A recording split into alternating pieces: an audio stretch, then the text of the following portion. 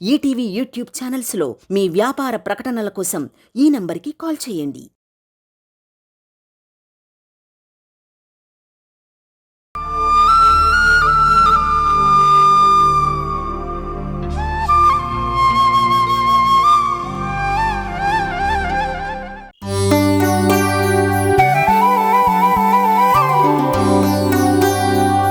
చిన్న నీకిష్టమైన బెండకాయ పులుసురా. అదే లాగిస్తున్నా. ఆ పని మీద ఉన్నాను. వీడో పప్పు దప్పలంగాడు కావచ్చులే, కానీ నీలా ముద్దుపప్పును కాదు. ఎవర్రా ముద్దపప్పు? నువ్వే పెద్ద ఇంటెలిజెంట్ లాగా బిల్డప్ ఇవ్వకు. నీ సంగతి నాకు తెలుసు కదా. ఆహా, అందుకేనే నేను వస్తాను ట్యూషన్ కి అనేవాడివి. నువ్వేం తీసుకుపోలేదు కదా. అరే, ఇంతకీ మీరిద్దరు ఎగ్జామ్స్ ఎలా రాశారు?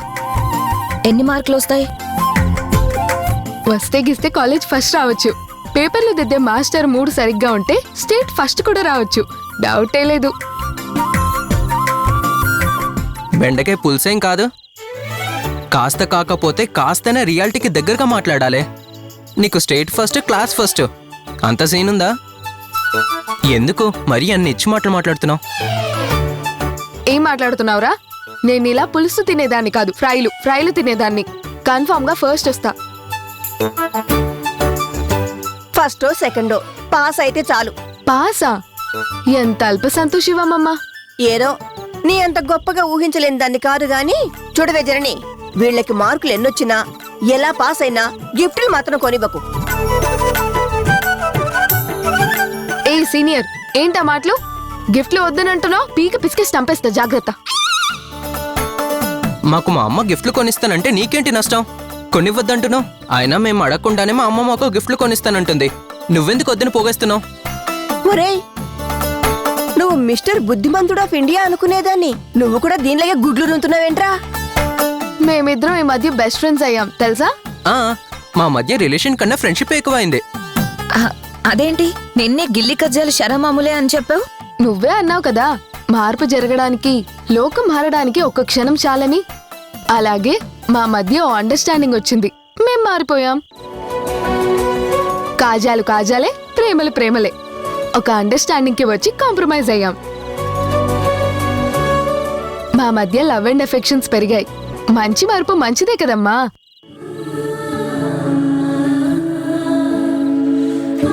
ఆహాహాహా, గిఫ్ట్ల కోసం బాగా కలిసిపోయారా? కాకాలు పట్టడం, కథలు చెప్పడం బాగా నేర్చుకున్నారు. ఆపమ్మమ్మా, మా అమ్మే మాకు పెద్ద గిఫ్ట్. మా అమ్మ సంతోషంగా ఉంటే అంతకన్నా గిఫ్ట్ మాకేం అవసరం లేదు. ఆహాహాహా, ఎన్ని మాటలు నేర్చారే! మీరు పూలు పెట్టడానికి నా చెవులేం ఖాళీగా లేవు. అమ్మమ్మ, మా అమ్మ అంటే మాకు గుండెల నిండా ప్రేమ. అబ్బో, తన సంతోషమే మా సంతోషం. అమ్మ గిఫ్ట్లు ఇస్తూ తన లవ్ ఎక్స్ప్రెస్ చేస్తుంది. మా హ్యాపీనెస్ అమ్మకు ముఖ్యం, అమ్మ హ్యాపీనెస్ మాకు ముఖ్యం. ప్రేమంటే బాధ్యత కదా జనని.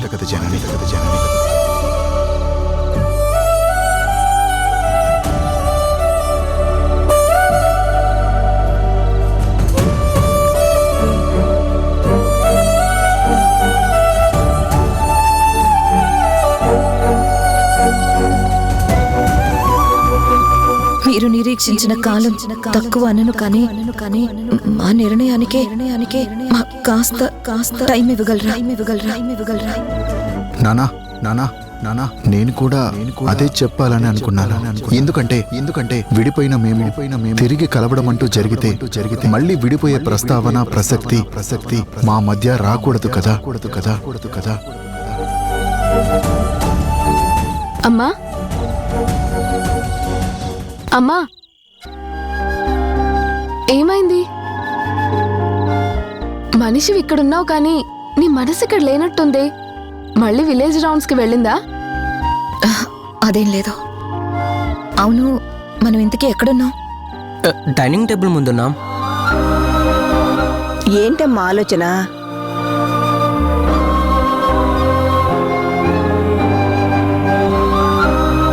గతాన్ని గుర్తుంచుకోవాలా, మర్చిపోవాలా? గతాన్ని మర్చిపోవాలి, కానీ గతం నేర్పిన పాటల్ని గుర్తుంచుకోవాలని నువ్వే చెప్పావు కదమ్మా.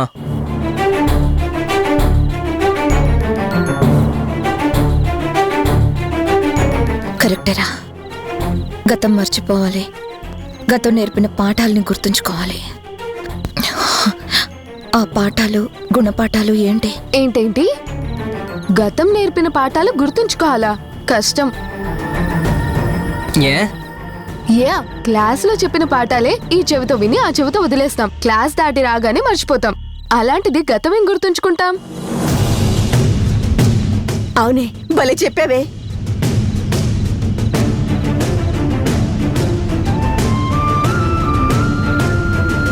ఏంటమ్మా అంత సీరియస్గా ఆలోచిస్తున్నావు? మీ నాన్నతో నా గతం గుర్తుంచుకోవాలా, మర్చిపోవాలా?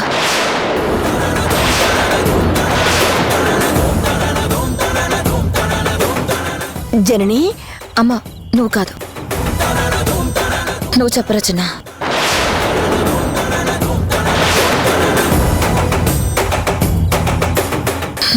చెప్పరా.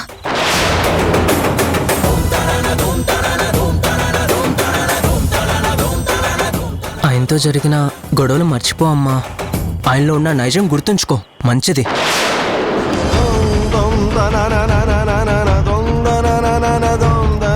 నైజం చాలా కరెక్ట్ వర్డ్ రా. నైజం అంటే నేచర్ ఆఫ్ ది క్యారెక్టర్. అసలు ఆ నైజమే కదా మా గొడవలకి కారణం.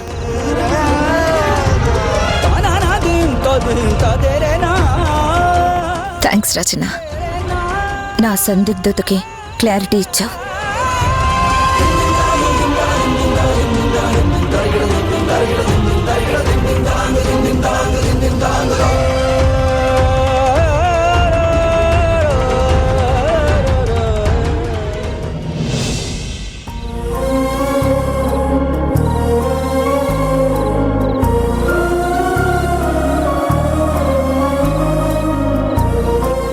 స్పష్టత రావాల్సిందే.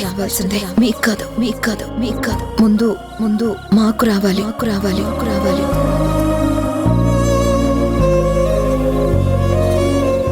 ఏంట్రా, ఊరిళ్ళొచ్చిన దగ్గర నుంచి తెగ రెస్ట్లెస్గా ఉంటున్నావు?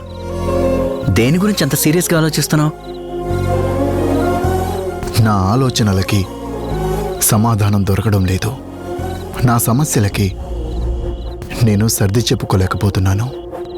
కొంత క్లారిటీ, కొంత కన్ఫ్యూజన్, టోటల్గా నాలో నన్ను ఉండనివ్వకుండా చేస్తోంది. అసలు మీ జర్నీలో ఏం జరిగిందో చెప్పు.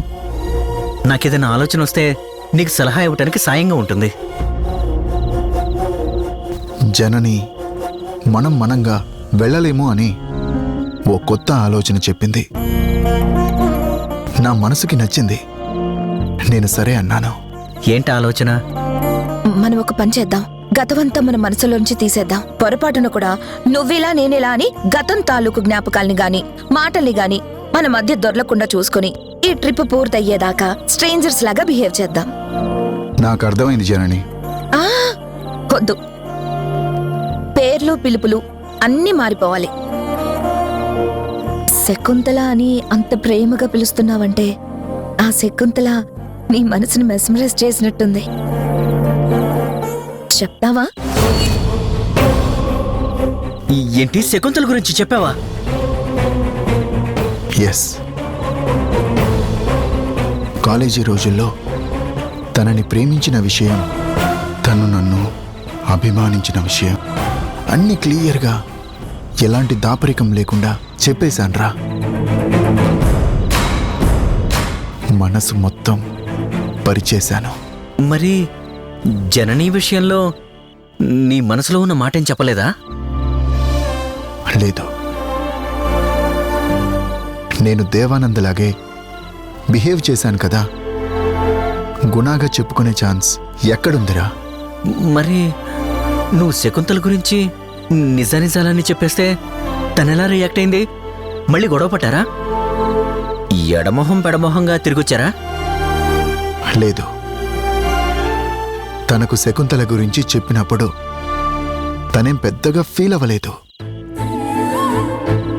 నేను తన వాడిని కాకముందు జరిగిన కథ కదా, అందుకే తనేం హార్ట్కి తీసుకోలేదు. ఇప్పుడు చెప్పినందుకు హర్ట్ అయినట్టు నాకేం అనిపించలేదు. చాలా మెచ్యూర్డ్గా బిహేవ్ చేసిందిరా.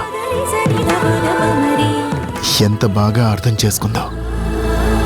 తను లేదన్న జాలో, ఇంతగా ప్రేమించిన మనిషి నాకు దూరమైందనో సంథింగ్.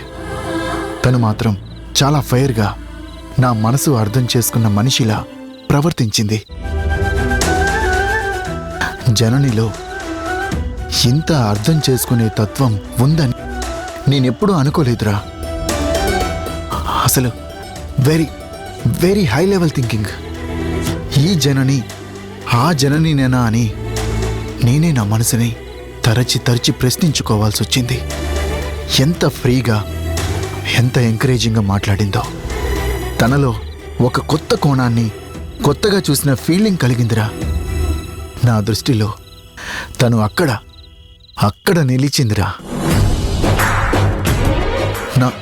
నాకు తెలియకుండానే జననిలో మరో శకుంతల కనిపించిందిరా. జనని శకుంతల అయితే ఎంత బావుండో అనిపించింది. జననిగా కాకుండా శకుంతలగా బాగా ఇష్టం ఏర్పడిందిరా.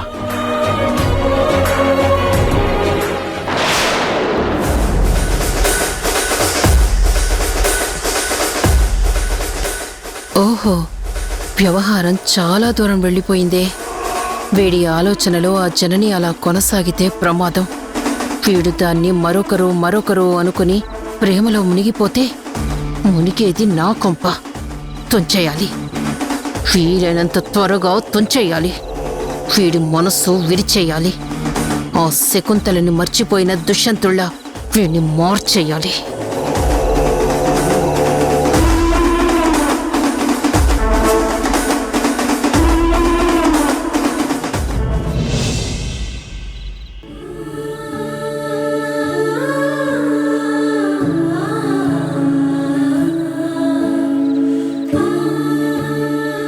ఆయనతో జరిగిన గొడవలు మర్చిపో అమ్మా.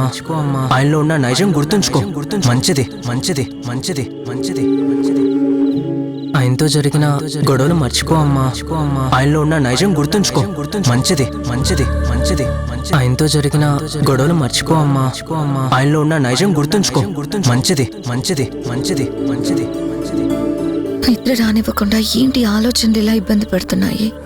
అనవసరంగా నేను చాలా ఎక్కువగా ఆలోచిస్తున్నానేమో అనిపిస్తుంది. అసలు నేనే ఎందుకు ఇంత మదన పడుతున్నానో, నాకే ఎందుకు ఇంత ఆత్మ సంఘర్షణ? అసలు ఏ సమాధానం కోసం నేను ఆలోచిస్తున్నాను?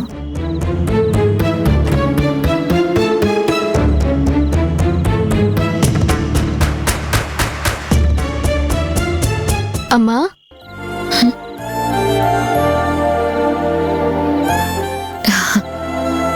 మధు, ఏంటి మధు? ఇవాళ నాకెందుకో నీ దగ్గర పడుకోవాలనిపిస్తుందమ్మా. పడుకోనా? అమ్మ దగ్గర పడుకోవడానికి పర్మిషన్ అడగాలా? రా, వచ్చి పడుకో.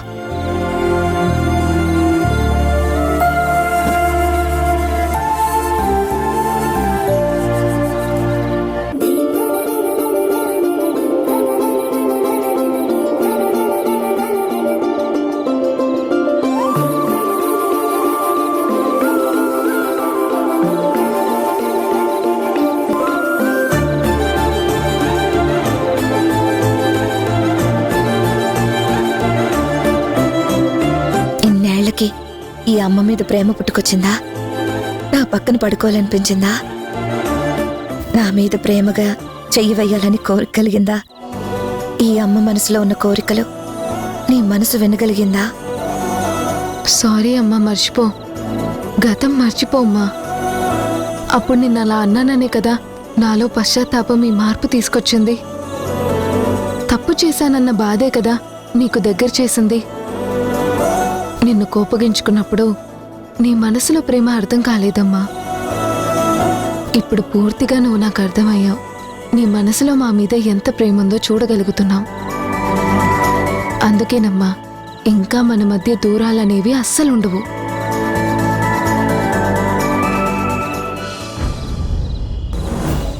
ఎలా అయినా తెల్లారేలోపు అమ్మ మనసులో నాన్న మీద మంచి అభిప్రాయం కలిగేలా చేయాలి. అమ్మా, ఏంటి మధు? అక్కడ అదే నీ వర్క్ ట్రిప్లో ఏం జరిగింది, ఎలా జరిగింది, అక్కడ జరిగిన విషయాలు చెప్పవా? చెప్పుకునేంత గొప్ప విషయాలు ఏం లేవు.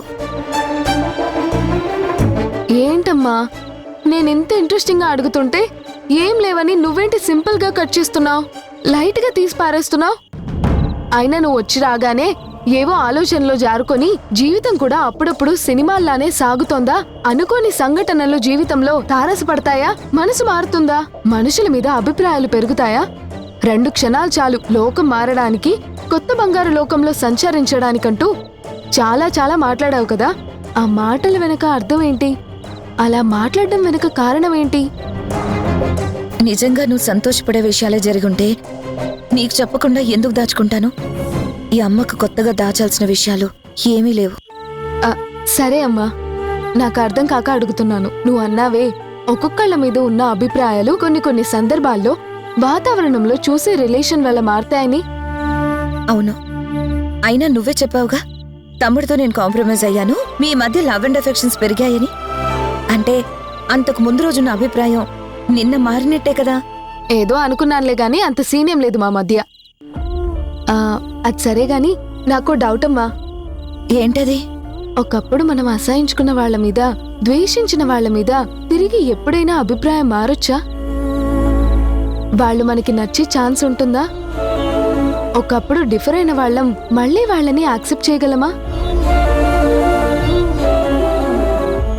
ఎందుకు నీకిప్పుడు ఇలాంటి డౌట్ వచ్చింది? మా ఫ్రెండ్ వాళ్ళ అక్కకు ఒక ప్రాబ్లం వచ్చిందమ్మా. ఏం ప్రాబ్లం? ఆవిడికి తన హస్బెండ్తో ఏవో డిఫరెన్సెస్ వచ్చి విడిపోయారు. కానీ ఈ మధ్య మా ఫ్రెండ్ వాళ్ళ అక్కకి భర్త మీద ప్రేమ వస్తున్నట్టు ఉందంట.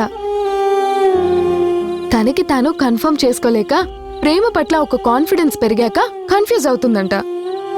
తనేం చేస్తే మంచిదంటావు?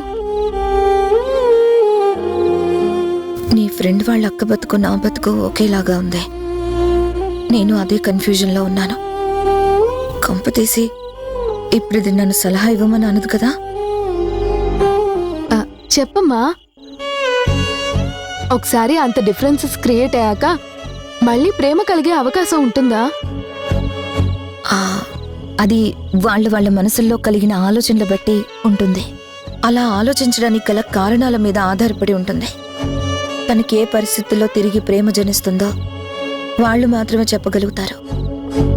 కన్ఫ్యూజన్ స్టేట్లో తీసుకునే నిర్ణయాలకు నిబద్ధత ఉండదు. ఒక్కొక్కరి జీవితం ఒక్కో రకంగా ఉంటుంది.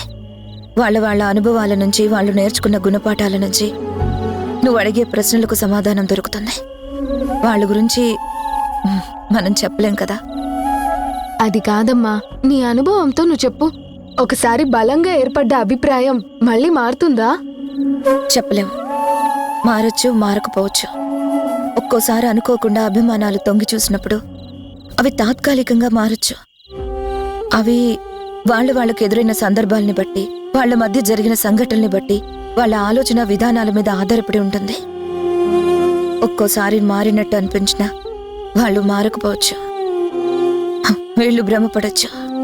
అదేంటమ్మా, మార్పు వస్తే మారతారు, అందులో కన్ఫ్యూజన్ ఉంటుంది.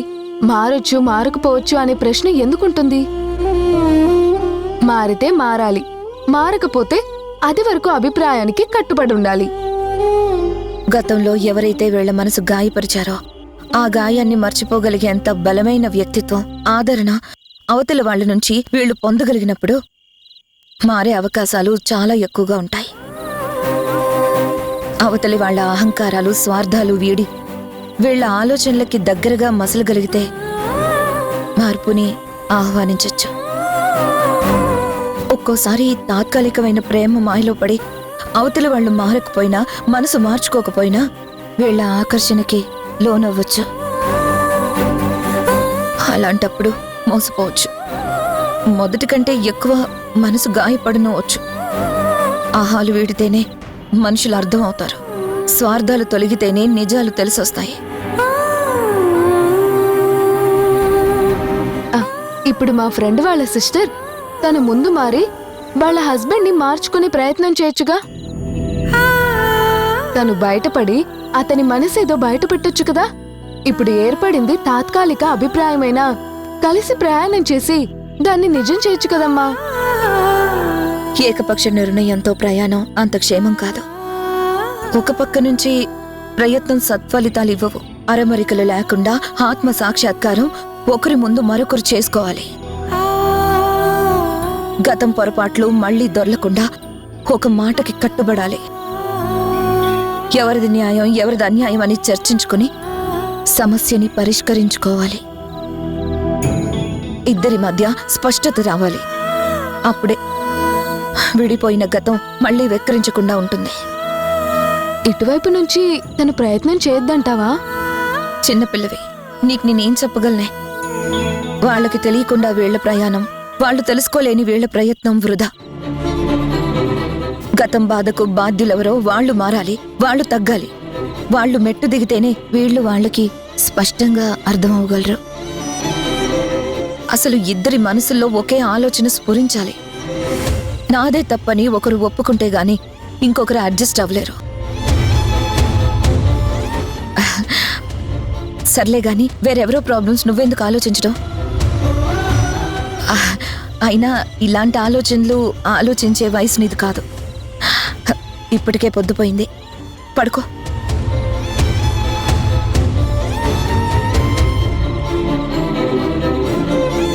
అంటే నాన్న బయటపడే వరకు నువ్వు బయటపడవన్నమాట. అర్థమైంది. నీ మనసులో నాన్న మీద అభిమానం తొంగి చూస్తుంది, కానీ ఏదో ఈగో నిన్ను ఆపుతుంది. అర్జెంటుగా అన్నయ్యతో ఈ విషయం చెప్పాలి. అటు అన్నయ్య ఇటు నేను ఇద్దరం ప్రయత్నం మొదలు పెట్టాలి. మీలో ప్రయత్నాలు మొదలయ్యేలా చూడాలి.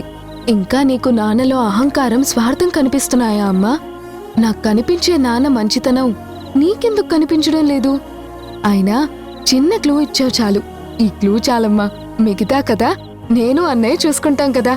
ఇద్దరం కలిసి తాతయ్య కోరిక నెరవేర్చే ప్రయత్నం చేస్తాం. ఎందుకు ఇప్పుడు అవన్నీ సర్దుకుంటున్నావు? మన మనసుల్లో ఒకరి మీద ఒకరికి కోపం బలంగా స్థిరంగా ఉంది. మనం మళ్ళీ మామూలుగా మాట్లాడుకోవాలంటే అవన్నీ తొలగిపోవాలి.